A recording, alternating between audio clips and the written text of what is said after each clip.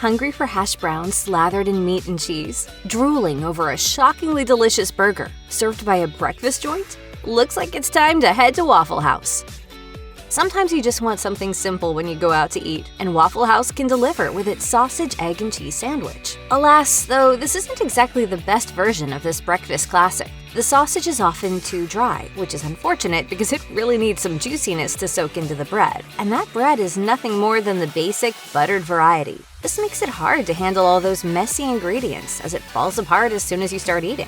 This is even more of a problem if your egg is sunny side up. And finally, the American cheese just doesn't do it for us either, as it renders the whole sandwich mushier and less appealing. This dish might satisfy your hunger, but there are much better options. There's a lingo you have to learn when it comes to Waffle House's hash browns, as they can come smothered, covered, or capped. If you order them covered, they arrive with a slice of cheese placed on top of them. I want you to do me a favor, Phil. What? Say cheese. Now, we love cheese, and it often pairs well with potatoes. But Waffle House definitely missed the mark here. The plastic-like American cheese barely melts properly, so you're left with more of a mass of dairy than the gooey richness of your dreams. And since the cheese usually only covers a portion of the potatoes, be prepared for a lot of plain hash browns. If you order Waffle House's chicken biscuit, you might be expecting fried chicken, but that's not what you're going to get. Instead, it consists of a thin piece of plain grilled chicken.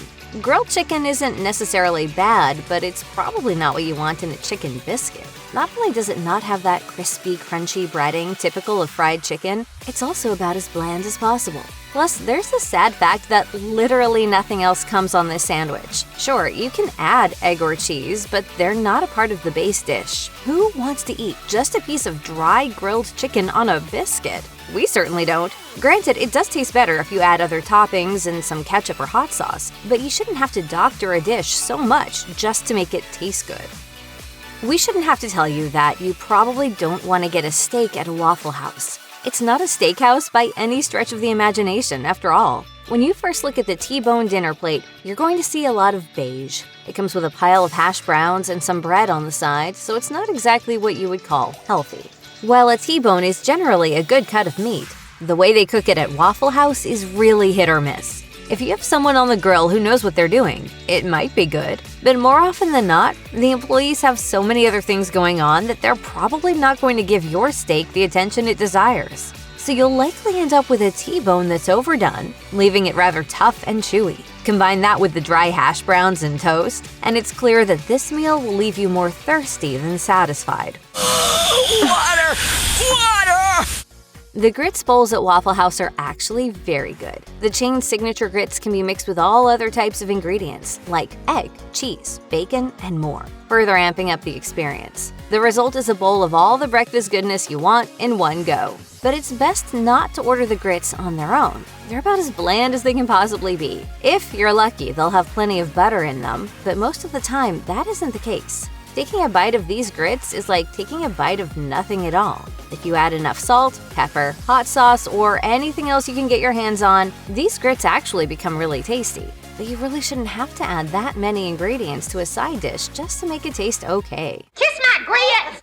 Considering that it has waffle right in its name, you probably expect tasty waffles from Waffle House. And while they're certainly not bad, they're not the best thing on the menu. That's especially true of the plain waffle. It's simply too boring. The texture is fine, but the flavor is just blah. It's slightly sweet, but other than that, you won't taste much. It's simply not memorable, and you won't crave it during your next visit. However, for kids, this breakfast may be just where it's at. Since the taste is fairly innocuous, it's not likely to offend even the pickiest of eaters. So go ahead and order the plain waffle if you want, but don't forget to add the butter and syrup.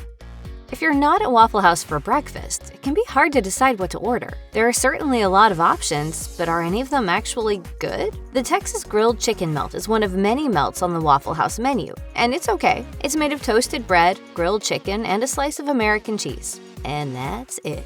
It's simple and kind of boring. However, the actual taste of all these ingredients together isn't terrible. It's a little dry, but if you add some hot sauce or ketchup, you'll improve the taste and texture a bit. The real problem is that, despite the grilled chicken, this sandwich feels really unhealthy. And if you're going to be unhealthy anyway, why not pick something that tastes better? You can definitely dress up this melt to make it taste better if you're convinced that this is what you want, but we definitely recommend something else. When you think of a classic Southern breakfast, you can't go wrong with biscuits and gravy. It all starts with a fluffy biscuit that's split in two, then creamy and savory gravy is spread all over the top. The gravy almost breaks down the bread, making it softer and even more mouth-watering. Waffle House knows what it's doing when it comes to this savory dish. The gravy is unbelievably thick, making for the perfect counterpart to the carb-heavy biscuit. Keep in mind that you'll only get one biscuit per order though, so if you want more, be sure to ask. Biscuits. What? Biscuits! We do have one quick warning though. While we do love the biscuits and gravy, they can be a little lackluster depending on the location, so be prepared for a dud every once in a while. The Texas cheesesteak melt is slightly better than its chicken counterpart. When you order a melt, you expect something juicy, flavorful, and melty, and that's definitely what we have here. The meat itself is hearty. The juices sometimes soak into the toast, and the American cheese complements it all quite well. Alas, the toast is a little boring, which is typical of Waffle House bread, but you can certainly improve that with just a bit of sauce. We also recommend that you grab some Hashbrowns on the side. Another great thing about this option is that you can take it on the go if you're in a rush, and that's not something we can say about most Waffle House meals. If you truly love Hashbrowns, you should seriously consider ordering them smothered, in which they arrive with sautéed onions on top. If you're someone who likes a lot of different toppings, you probably agree that onions make just about anything taste better, and that's definitely true when it comes to these Hashbrowns. And while this is still about as basic as can be, it does add something special to your meal. The smothered Hashbrowns aren't a whole meal on their own, but they can be a delicious side dish. So don't be basic, and instead get your Hashbrowns topped with juicy onions if you want to take your Waffle House visit to the next level. You may not think that a breakfast chain is the best place to order a burger, but Waffle House's quarter-pound Angus hamburger begs to differ. It's a classic that's hard to get wrong, and it absolutely delivers. It all starts with a thick patty, which is substantial enough to fill you up even if you're famished. Then comes the lettuce, tomato, and onion. All of these toppings are essential, and you can also add jalapenos, grilled mushrooms, chili, and bacon. And don't forget about that cheese! If you're not lactose intolerant, make sure you ask for a sweet slice of that yellow American to top it all off.